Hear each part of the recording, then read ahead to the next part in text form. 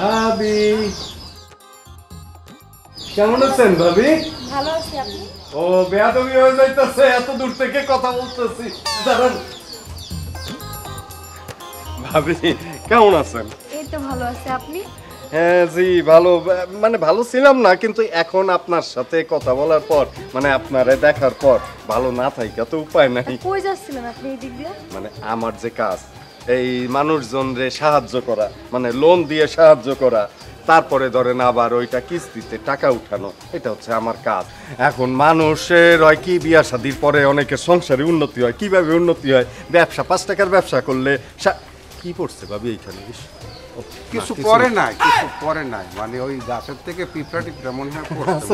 ভাইজান কেমন আছেন? আসি বলো, আমার ছোট ভাই। হ্যাঁ যে আমরা দুই ভাই ভালো, মানে মনের দিক থেকে খুব ভালো। ভাইও যেমন সৎ, আমিও তেমন সৎ। এই যে ভাবি, আরেকদিন আসবো না, হচ্ছে কি আমি অনেক ব্যস্ত, তো আমি তো চাইলেই তো পারি না আপনার সাথে বৈশা গল্প করব। যদিও ভাবি আমার কিস্তিটা কেমন কিভাবে নিতে হয় জানতে চাইতেছিল, ডাক দিচ্ছে, তো আমার তো আবার সময় কম ভাইজান, আপনি তো জানেনই। হ্যাঁ তাহলে ভাইজান আসি। হ্যাঁ ক্লায়েন্টের কাছে দেখো গিয়ে। ভাবি আসি। জি। দাও, ক্লায়েন্টরা বৈশা রয়েছে। ও হ্যাঁ, এই আমার ছোট ভাই, মানে ও অনেক বড় ব্যাংকার, তো মানে গ্রামের লোকজনের যে গরিব লোকজন আছে না, তাদের মায়া সে সহ্য করতে পারে না। আর এই ওই যে উনি হচ্ছে আমার এই লেনদেন নিয়েই কথা কইতেছিলেন যে ভাই লেনদেন করবে কিনা। আমি আবার কিছু বলতেই পারলাম না। না, আপনি কিছু কেন বলবেন? আপনি সবসময় সবার সাথে তো আপনি কথা বলবেন না।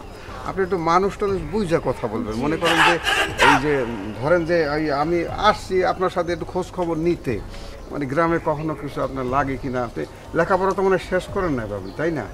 তো আমি কিন্তু আপনি চাইলে যে যদি চান তাহলে আমি এসে আপনাদের পড়াইতে পারি, মানে ভালো বাংলা বিষয়ে বা কবিতার বিষয়ে কিন্তু আমি পারি। আপনি যদি চান তাইলে আমি।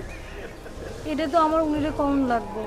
উনি তো আসলে আপনার আসলে মানে মানে কক্ষিগত করে রাখছে, মানে আপনার যে প্রতিভা, আপনি সেটা বিকশিত করার মতো কোনো রকম সুযোগ আপনার স্বামী আপনাকে দিবে না, কিন্তু প্রতিবাদ করতে হবে। আপনি বলবেন যে আমি ওনার কাছে পড়বো, টিচারের কাছে আমি পড়বো, দরকার পরে আপনি আমার কোচিং সেন্টারে আসবেন, সেখানে আপনি আমার কাছ থেকে শিখবেন এগুলি। তাই ভাবি আপনার হাজব্যান্ডকে বললেন যে আমি যে আসছি সেটা বলার দরকার নেই, আপনি নিজের থেকেই যে শুনছেন এগুলি, দেখেনি তো সে ব্যবহার ভালো করে না আমার সাথে। ভাবি আসি। হ্যাঁ, আচ্ছা, আসসালামু আলাইকুম। ওয়ালাইকুম আসসালাম। আপনি মাথায় রাখেন, এই যে কবিতা আমি শিখাবো আপনাকে, প্রেমের কবিতা যেগুলি আছে, মানে আপনি যাতে অন্য জায়গায় শিখাইতে পারেন আবার সেইগুলি। জি জি জি ভাবি আসি। হ্যাঁ জি জি, ওইদিকে পড়ে যেতে পারেন, সাবধান সাবধান ভাবি। জি জি হ্যাঁ আসি। হ্যাঁ জি।